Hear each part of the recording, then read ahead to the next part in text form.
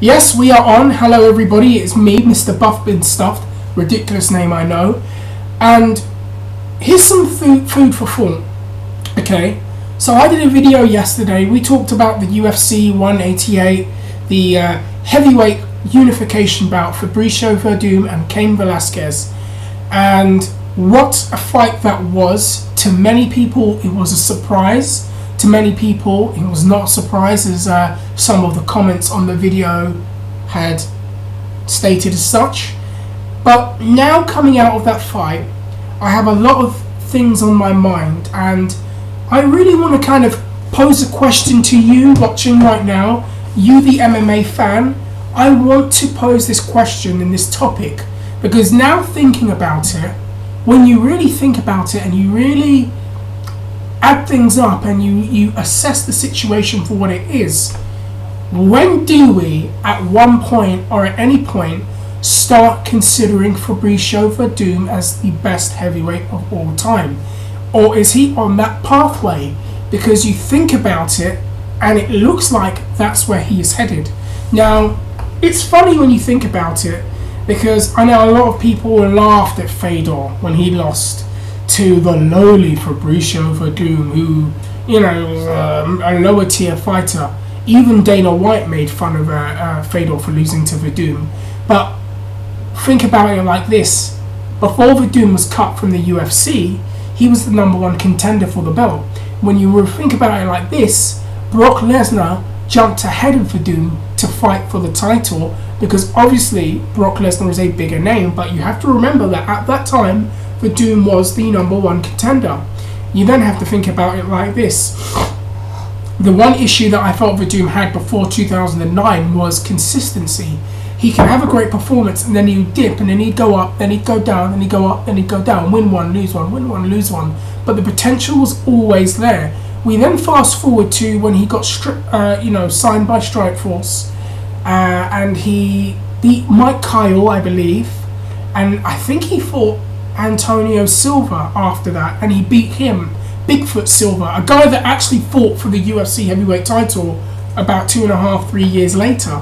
He beats Bigfoot Silva, and then he's put in there against Fedor, and he does what no one else has been able to do in 30 plus fights with Fedor Emelianenko. He beats him, and it's not just some controversial decision where it could have gone either way and there needs to be a rematch. He beats him decisively by submitting him. He is the first man to submit and beat Fedor Emelianenko, a guy that is highly praised, highly touted, highly regarded, loved and worshipped like a deity on the internet by us MMA fans, and rightly so. Werdum beats him by submission.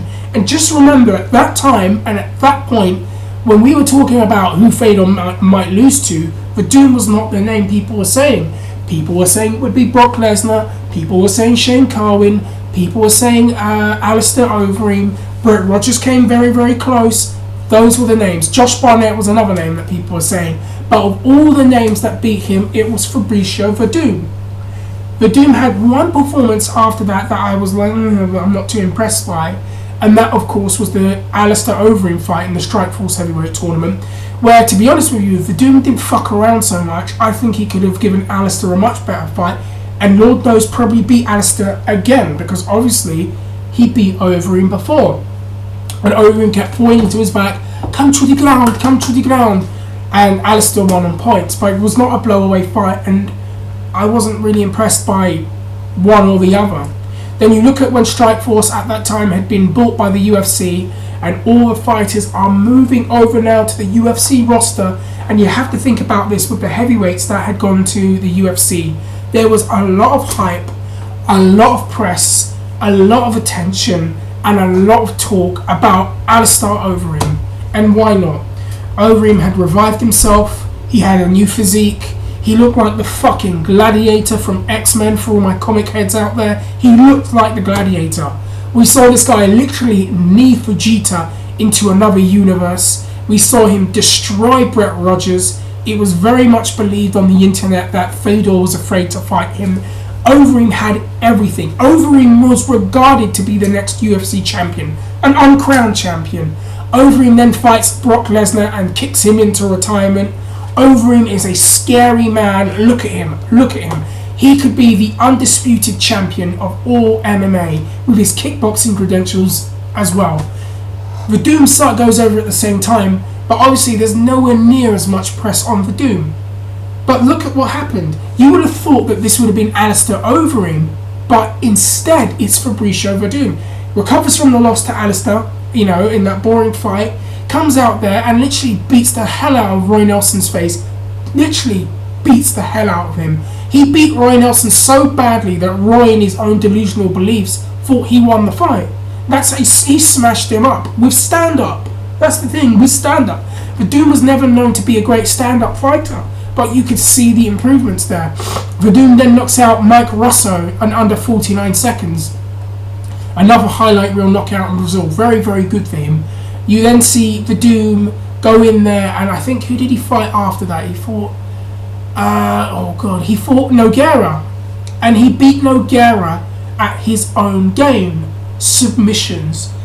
And obviously, of course, if you beat Nogueira standing up, I don't think it means as much now. But to beat Nogueira at Jiu-Jitsu in MMA, I still think has a lot of weight. Granted, Frank Mir did it too, but I'm impressed that Werdum did it as well. I'm impressed by Mir's victory, and I'm impressed by Werdum's victory.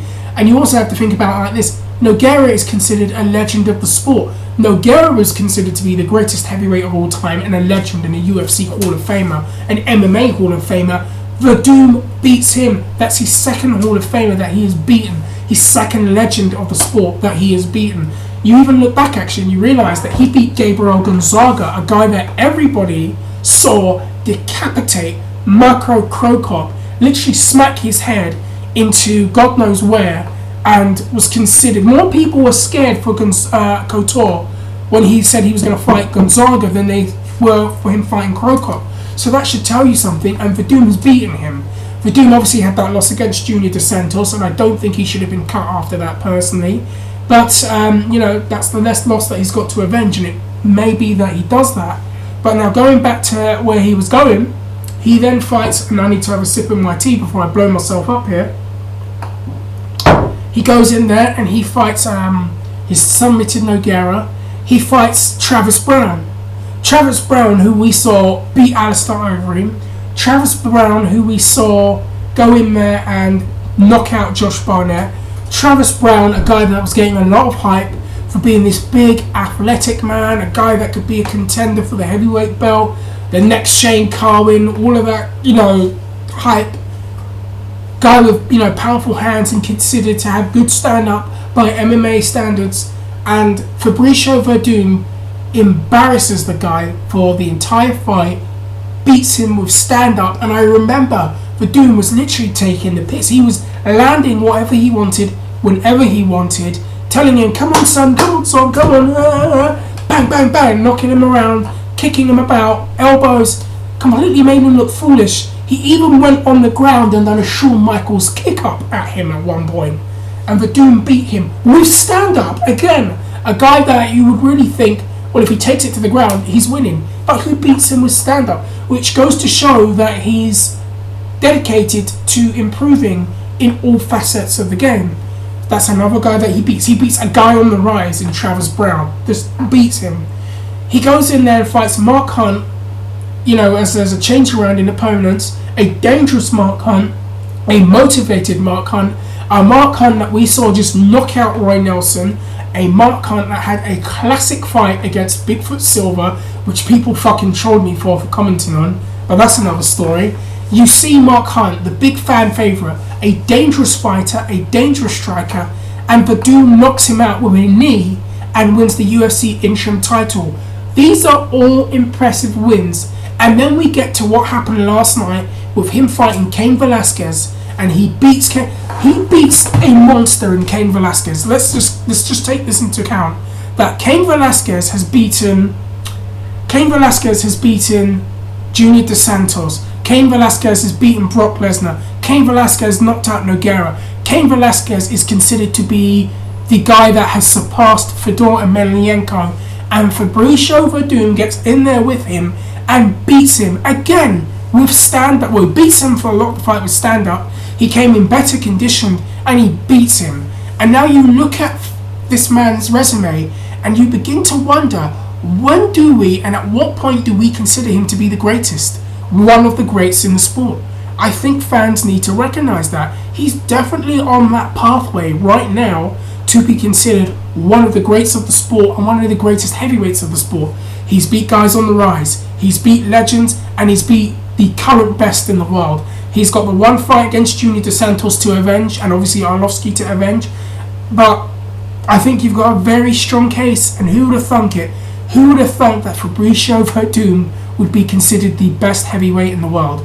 I think one person considered that, and that was Werdum, and props to him. What a great fighter he has turned himself into. Anyways, that's my little rant done. You comment down below, let me know what you think.